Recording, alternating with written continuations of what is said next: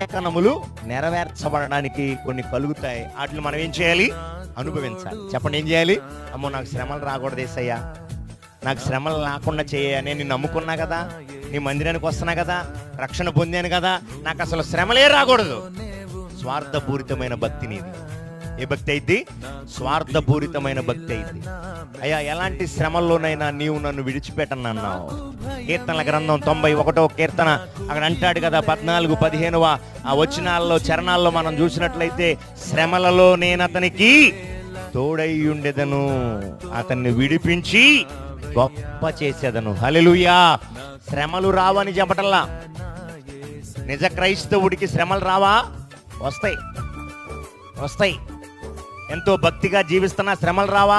వస్తాయి. ఆ శ్రమలలో ప్రభు మనల్ని వదిలిపెట్టడంట. శ్రమల్లో ప్రభు మనకి తోడై ఉంటాడు. హల్లెలూయా.